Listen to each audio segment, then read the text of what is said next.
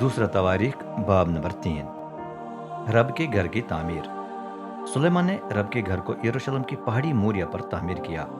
اس کا باپ داؤد یہ مقام مقرر کر چکا تھا، یہی جہاں پہلے ارنان یعنی ارونا یبوسی اپنا اناج کھاتا تھا، رب داؤد پر ظاہر ہوا تھا۔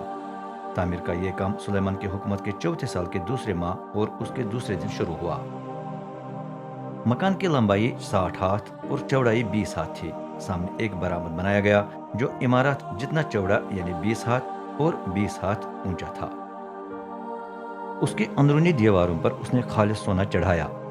بڑے دیواں خانے کی دیواروں پر اس نے اوپر سے لے کر نیچے تک چونے پر کی لکڑی کے تختے لگائے، پھر تختوں پر خالص سونا منڈوا کر انہیں کھجور کے درختوں اور زنجیروں کی تصویروں سے آراستہ کیا۔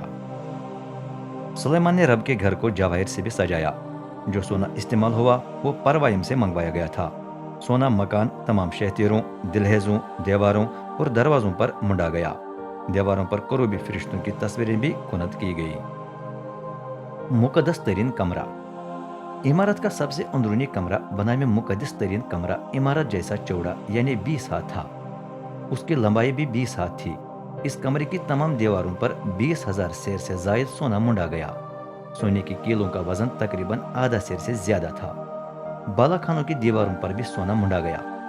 پھر سلیمان نے کروبی فرشتوں کے 2 مجسمے بنوائے جنہیں مقدس ترین کمرے میں رکھا گیا۔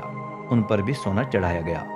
جب دونوں فرشتوں کو ایک دوسرے کے ساتھ مقدس ترین کمرے میں کھڑا کیا گیا تو ان کے 4 پروں کی مل کر لمبائی 20 ہاتھ تھی۔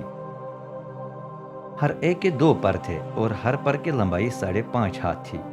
انہیں مقدس ترین کمرے میں یوں ایک دوسرے کے ساتھ کھڑا کیا گیا کہ ہر فرشتے کا ایک پر دوسرے کے پر سے لگتا، جبکہ دائیں اور بائیں طرف ہر ایک کا دوسرا پر دیوار کے ساتھ لگتا تھا۔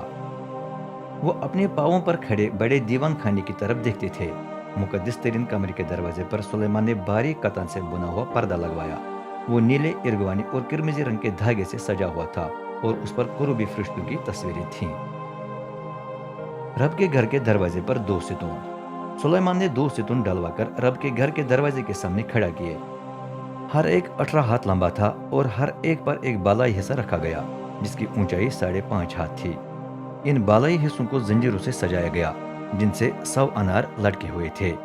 دونوں ستونوں کو سلیمان نے رب کے گھر کے دروازے کے دائیں اور بائیں طرف کھڑا کیا۔ دائیں ہاتھ کے ستون کا نام اس نے یقین اور بائیں ہاتھ کے ستون کا نام بوعز رکھا۔